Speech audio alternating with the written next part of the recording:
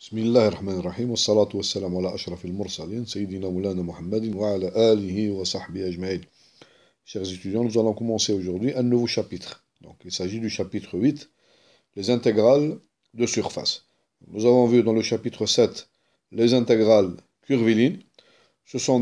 On intègre un champ vectoriel donc de R2 dans R2 sur une courbe. Maintenant, les intégrales de surface, donc on va intégrer.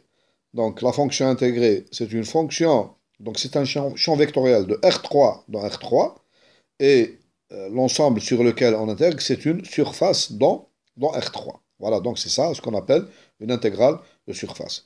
Bien sûr, dans ce chapitre, on va définir donc, la notion de surface paramétrée, la notion de plan tangent, plan normal. Après, on va donc définir l'intégrale de surface, et à la fin, donc, on va avoir deux théorèmes très importants, ce qu'on appelle la formule de Stokes et la formule d'Ostrowski.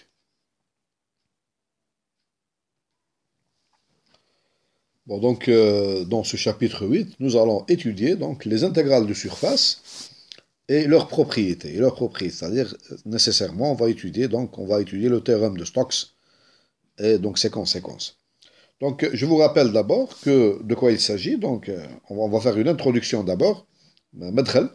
Donc, on a étudié on a étudié donc les intégrales triples. Donc, ce sont intégrales qu'on a désignées comme ça, donc des intégrales triples, sur f de x, y, z, dx, dy, dz. Dans ce cas, donc, la fonction d, l'ensemble d, c'est un sous-ensemble de R3. C'est un sous-ensemble de R3. Et la fonction f, c'est une fonction donc, de R3, c'est une fonction scalaire, R3 dans R. Donc il faut bien voir que la fonction, c'est une fonction de R3 dans R, c'est-à-dire elle est de D dans R. Là, dans ce cas, après, donc, on a aussi utilisé dans le chapitre 7, donc des intégrales donc, de ce type-là, donc gamma, donc f, ds. Donc nous avons dit que donc, grand F, gamma, donc c'est une application d'un intervalle AB dans R2, donc c'est un champ vectoriel dans R2, grand F, donc c'est une application, c'est un champ vectoriel de R2 dans R2. On peut écrire donc ici que grand F est égal à, donc c'est un couple de deux fonctions P et Q, scalaires, telles que P, donc c'est une fonction de R2 dans R, et Q, c'est aussi une application de R2 dans R. Dans ce chapitre 8, c'est différent. Donc l'ensemble, donc pour les intégrales triples, l'ensemble D, donc en général, l'ensemble D qu'on considère, il est de volume positif. Donc il est de volume non nul. Donc c'est un sous-ensemble. Par exemple, D peut être, par exemple, je ne sais pas, par exemple, un cylindre. Par exemple, un cylindre. Bien, il peut être aussi donc une sphère, donc on peut avoir aussi donc peut-être aussi donc l'intérieur. Donc D peut être aussi, par exemple, un parallépipède. Donc un parallépipède, vous voyez par exemple ici, donc un parallépipède. D. Voilà. Donc D peut être aussi un parallèle, ça c'est D. C'est pour les intégrales triples, c'est-à-dire le volume de D ici, volume de D, est strictement positif. Donc c'est un sous-ensemble de R3, donc de volume strictement positif. Là, dans ce chapitre-là, donc les intégrales de surface, ce qu'on appelle les intégrales de surface, l'ensemble qu'on note, par exemple S, dans ce cas-là, donc on va parler. Donc pour les intégrales de surface, premièrement, donc ici pour les intégrales de surface, bon, ce n'est qu'une introduction. Après, on va définir de façon, donc les intégrales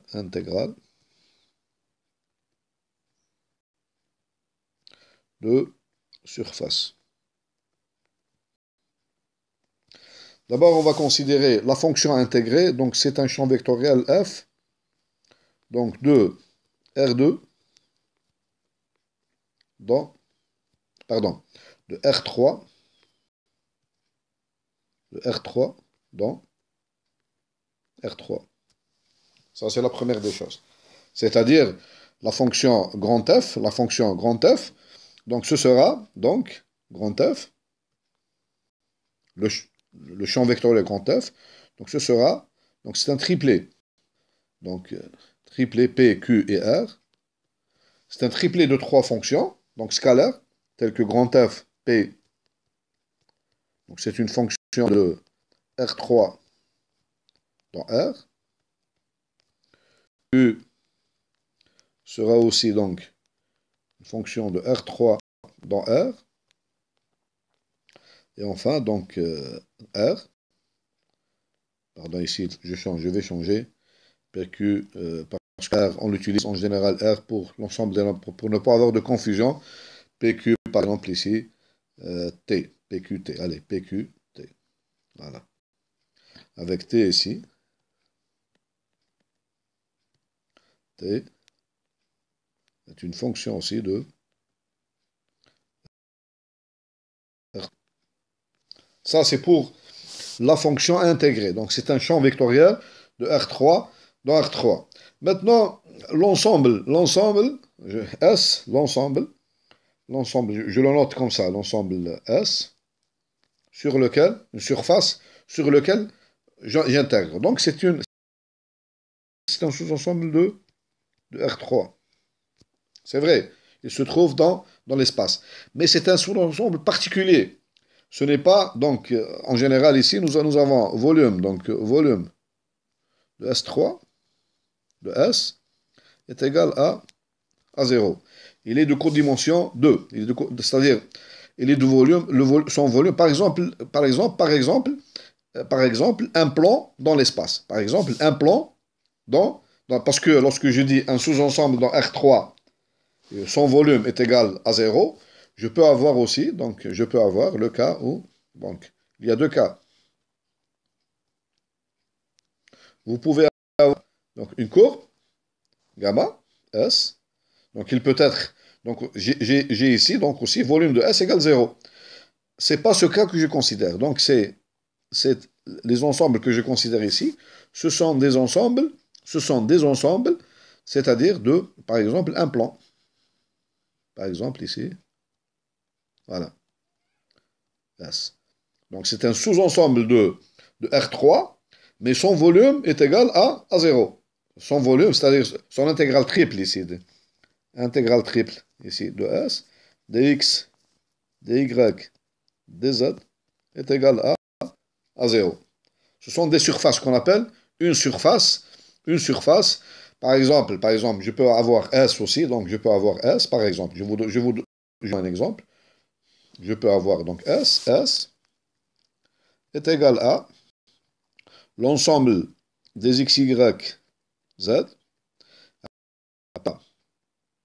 R3, tel que x2 plus y2 plus z2 égale par exemple, égale 1. Par exemple. C'est quoi ça? Donc c'est l'enveloppe. القشرة هي القشرة نتاع la sphère unitaire. Donc هي هنا هذا l'ensemble هذا هي القشرة. Donc c'est ce qu'on appelle c'est l'écorce de la sphère. هي القشرة ولا الجهة الخارجة. Donc هي la partie نتاع la sphère. Parce que si je fais comme ça, inférieur ou égal à 1, j'obtiens toute la sphère. الكرة كاملة. الكرة donc الكرة الشكل نتاع الكرة la sphère هي والشيء اللي داخل فيها. Donc هنا الفوليوم هنا فوليوم est strictement positif. Mais si je dis ici égal 1, j'obtiens ici seulement donc la partie السطحي الشكل السطحي, la partie extérieure ولا l'écorce l'écorce, donc la partie, donc القشرة الخارجية نتاع la sphère. Donc ce sont ces ensembles-là, S, ce sont ces surfaces. Donc c'est ce sont ces ensembles que je vais intégrer, ce qu'on appelle une surface dans R3. Donc ici la surface S en question, c'est القشرة هي donc هنا اللي مصور هنا donc c'est القشرة هذه donc هي الطبقة الخارجية نتاع الأرض هنا donc سي القشرة هذه donc هنا سي با لانتيريور donc سي القشرة نتاع سي القشرة نتاع لا سفير donc la sphère de centre هذه هي S donc S voilà la surface S هنا S l'ensemble S اللي نتكلم عليه هو هذا bon donc il s'agit ici d'une surface donc S est une surface dans l'espace dans R3. C'est-à-dire ici on a donc ici volume, volume de S est égal à 0. C'est-à-dire ici on a si vous calculez l'intégrale triple de S dx, dy, dz, vous allez trouver la valeur nulle. Vous allez trouver égal 0. Ce sont ces surfaces-là que je considère. Et donc, je vais définir ici un champ vectoriel, donc, de S dans R3. F sera ici, égal donc P, Q et T. Donc ici, trois champs scalaires, avec F, avec P, sera défini de S dans R. Q, il sera défini aussi de S dans R. Et T, il sera défini aussi de S dans R aussi. Ce sont trois champs. C'est-à-dire tout champ vectoriel de R3 dans R3, c'est en vérité, c'est un triplet. Donc c'est trois champs scalaires de S dans R, à valeur dans R. Voilà donc comment on définit. Donc on va définir après. J'ai pas encore ما عرفتش لحد الآن مازلت ما عرفتش c'est quoi. هنا هذه نعرفوها l'intégrale triple ici on connaît ce que c'est le chapitre 2 ou 3. Donc هنا après je vais définir donc l'intégrale de surface donc du champ F sur une surface le champ vectoriel F il va prendre ses valeurs dans une. Bon, on va voir ici que on va d'abord donc je vous rappelle dans R2 donc pour définir l'intégrale curviligne de gamma F, donc ici on a un champ vectoriel grand F ds. Donc je vous rappelle que gamma ce qu'on appelle une paramétrisation, c'est-à-dire on a défini donc gamma comme étant une application de AB dans R2 avec gamma de T est égal à x de T y de T. On va faire la même chose pour définir la surface S, on va la définir à partir de ce qu'on appelle une paramétrisation. Donc par exemple, ici l'exemple de la sphère. On a dit que S est égal à x, y, ce qu'on appelle ça, c'est une équation cartésienne de la sphère, appartenant à R3, telle que x au carré plus y au carré plus z au carré est égal à 1. Ça, c'est l'équation cartésienne. On peut aussi définir S de façon paramétrique. On va définir la sphère S de façon paramétrique, en introduisant ce qu'on appelle les coordonnées sphériques ou bien les coordonnées cylindriques, etc. Donc, on peut définir la sphère S dans R3 à partir donc d'une équation paramétrique, par une équation paramétrique. Donc, comment on fait ça? Donc, on l'a vu lorsqu'on a fait les intégrales triples, donc, et exprimer x, y, z en fonction des coordonnées sphériques, donc, bon, nous avons vu, donc, dans le chapitre des intégrales triples, qu'en coordonnées sphériques, la sphère, donc, la croûte, القشرة الخارجية نتاع la sphère. On ne parle pas de l'intérieur, نتكلموا على la croûte. Donc, S de centre 0, 0 et de rayon R, donc de centre l'origine et de rayon R. Donc on peut l'écrire sous la forme R, c'est-à-dire X est égal à quoi? X est égal à R. Y est égal à R sinus phi, sinus θ.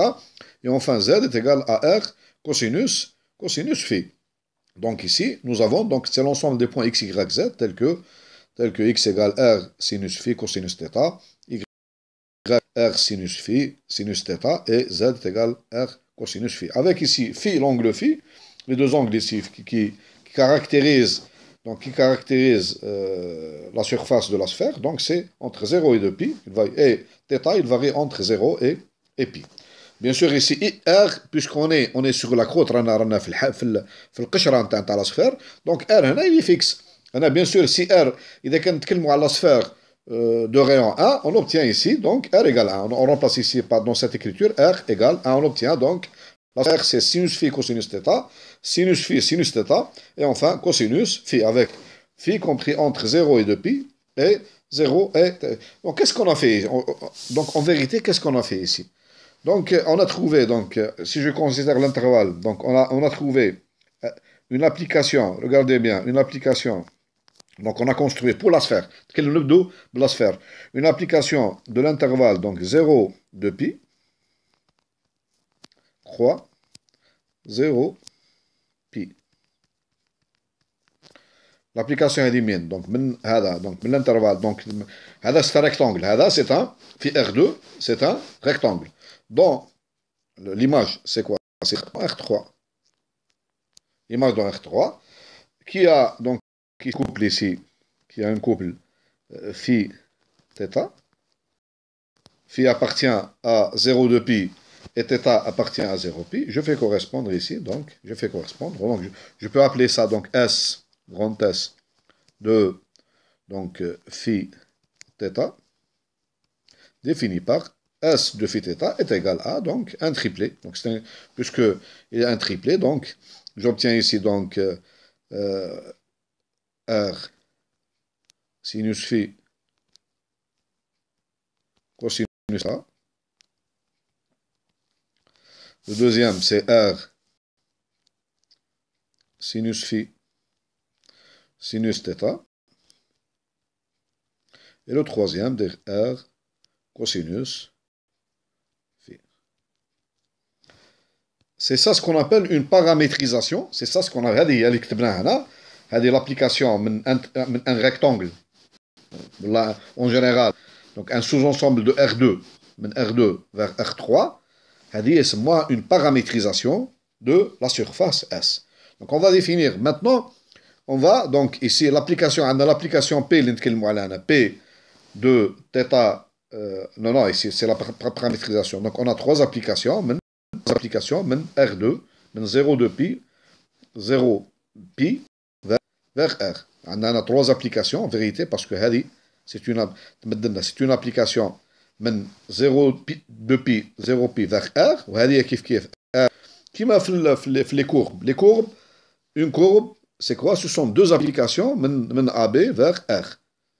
Là aussi, donc une paramétrisation d'une surface. Donc ce sont en vérité, c'est la donnée de trois applications. C'est pas R, c'est pas un intervalle AB, mais c'est un rectangle. C'est un rectangle vers R. Donc trois applications, un rectangle, R2, un rectangle un rectangle de R2 vers R. Ou bien une application, une application R2 vers R3. Donc nous allons donc maintenant définir ce qu'on appelle une paramétrisation d'une surface. Donc paragraphe 2, on va voir la notion de surface paramétrée ou bien paramétrisation d'une surface. Donc définition E, on appelle comme on a vu dans la sphère, Donc, on appelle surface paramétrée, surface paramétrée. Donc, une application.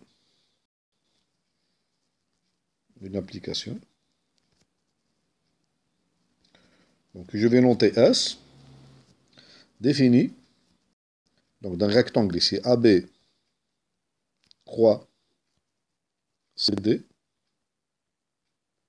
dans R3, qui a donc ici S au couple S, T, U, appartenant à AB, croix, CD, T appartient à AB, et U appartenant, donc fait correspondre. Donc S de T, U est égal à, donc ici, nous avons ici, donc, je vais donc, le premier élément de R3, je vais l'appeler donc X de TU. Le deuxième, Y de TU. Et Z de TU. Donc en vérité, donc, notre paramétrisation S s'appelle la paramétrisation. Donc on a ici S, donc en vérité S ici, S, donc ce sont trois applications, donc j'ai par exemple ici S1, S2, S3, avec les applications S1, c'est une application de AB, D, dans R, dans l'image, dans R.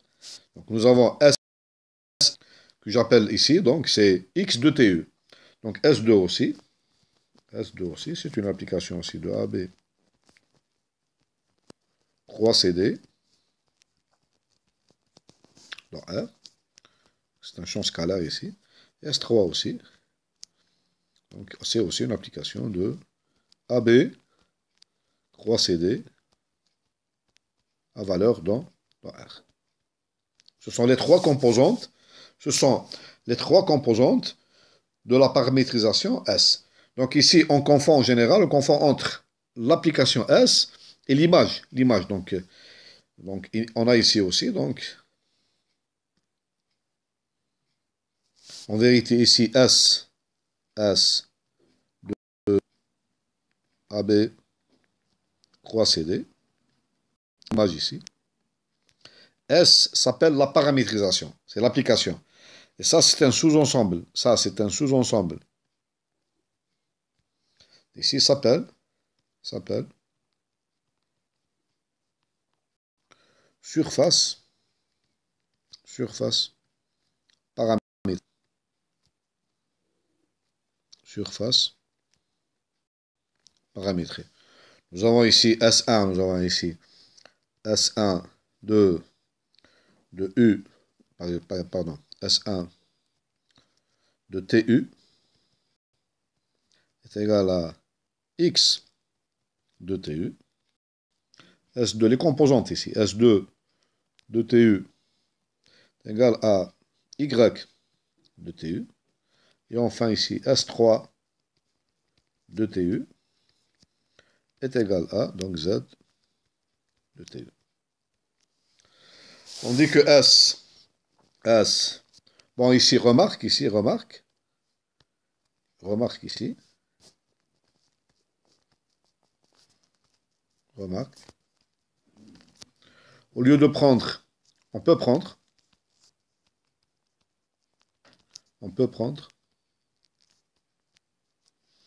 un ensemble D contenu dans R2 au lieu de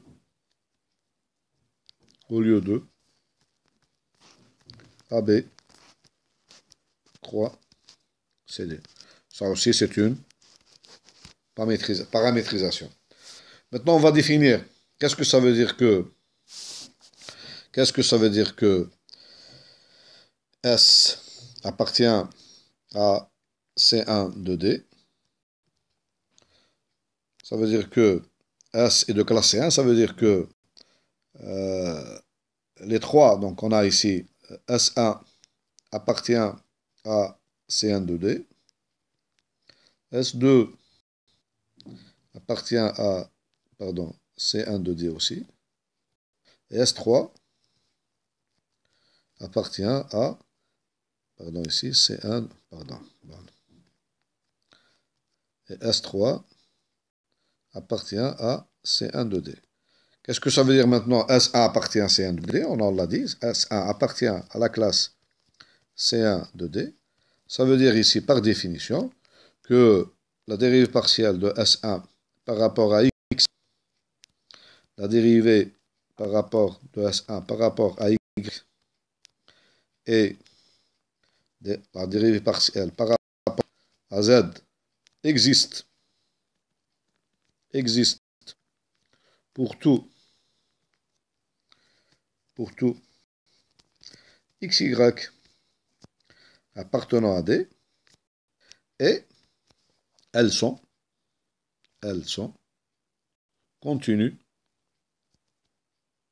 dans l'ensemble D, en fonction de deux variables.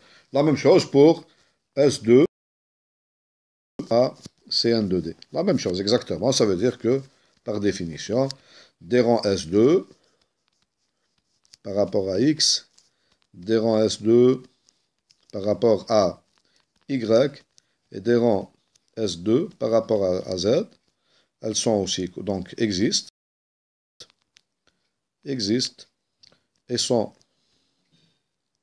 continues dans l'ensemble D.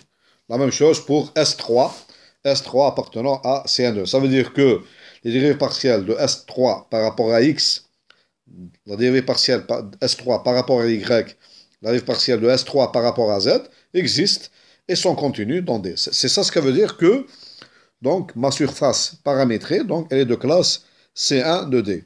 Donc en termes géométriques, qu'est-ce que ça veut dire cela? Ça veut dire que ma surface elle est lisse. Il n'y a pas d'angle dans la surface. Ça veut dire que c'est une surface qui est lisse. Par exemple, la sphère, la croûte de la sphère, ce qu'on appelle ici, qu'on a défini comme la croûte de la sphère, c'est une surface qui appartient à la classe C1 de 0 de pi, croix 0, pi. Donc c'est une surface donc, qui est de classe C1. Bon, pourquoi cela? Parce que vous allez voir après que lorsque notre surface elle est de classe C1, ceci nous permet de définir, comme dans les fonctions d'une variable, ou bien de deux variables. Donc ceci nous permet de définir un plan tangent. Donc on a un point, donc si je prends un point x0, y0, donc z0 appartenant à la surface S, je peux définir ce qu'on appelle un plan tangent au point x0, y0, z0. Voilà, donc c'est important que notre surface paramétrée soit de classe C1. Donc, géométriquement, ça veut dire que, bon, géométriquement, ça veut dire que, par exemple, la surface, elle est lisse. C'est une surface qui est lisse. On va donner un exemple d'une surface donc, paramétrée. Donc, on considère la S. Donc, je vais la définir de 0 pi croix 0,1 R3. Je ne la définis pas. Donc, S de TU, je la définis comme ça, S de TU, T appartenant à 0 pi, et U appartenant à 0,1 est égal à, donc, S1 de TU,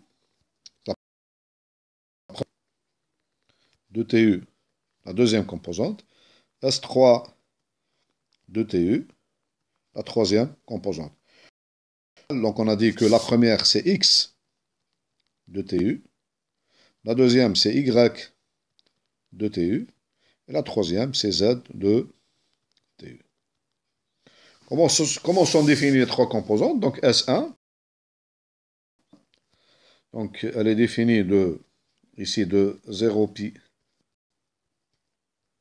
croix 0,1 dans R. La deuxième S2,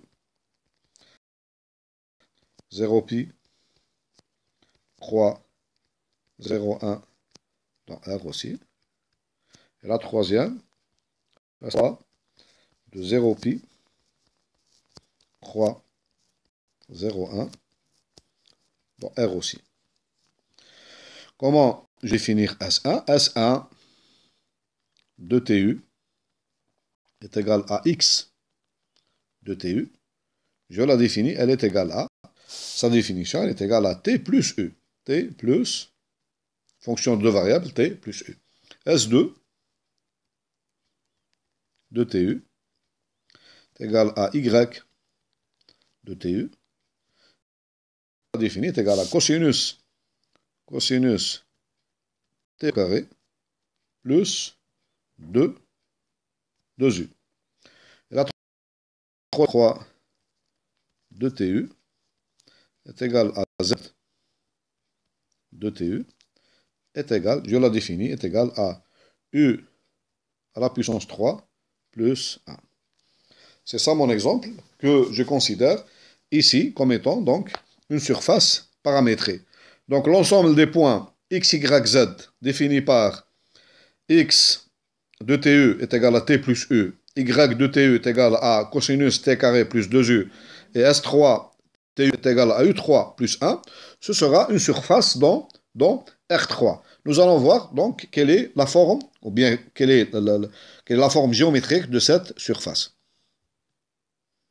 Donc ici, c'est la représentation, c'est la surface S de, comme on a dit ici, donc c'est de 0 pi, croix, 0,1. C'est ça, cette surface. Donc c'est qu'on voit ici. Donc c'est cette surface-là. Donc c'est la représentation géométrique. Donc c'est ça la surface S de 0 pi, croix 0,1. Dans R3. Donc c'est une représentation paramétrique. Donc on l'a définie ici. Donc je vous rappelle. Donc on a ici S de TU est égal à, je vous rappelle, est égal à, donc T plus U, la première composante c'est T plus U, la deuxième c'est cosinus T au carré plus 2U, et la troisième composante c'est U3 plus 1. Voilà donc la surface STU, c'est cette surface-là, donc j'ai représenté ici, donc c'est la représentation donc géométrique. Donc vous avez ici, donc c'est l'axe ça, c'est l'axe de T, et dans l'autre partie, vous avez ici, donc c'est U. Ici c'est U. Voilà, donc ça c'est U. Par là, donc je vais représenter ça, c'est, voilà. Et là c'est, voilà. Bon, donc on s'arrête pour cette leçon. Donc dans la prochaine leçon, on va voir donc la notion de plan tangent et vecteur normal. Donc on va voir la notion de plan tangent et vecteur normal. Et on va voir d'autres définitions. Donc parce que le but c'est quoi? C'est intégrer, donc on va définir un champ vectoriel donc, sur cette surface-là. Et on va donc définir donc, du champ vectoriel F sur la surface S, sur une surface S. Et après, donc, on va voir donc, le théorème de Stokes, le théorème d'Ostrogradski, etc. Voilà.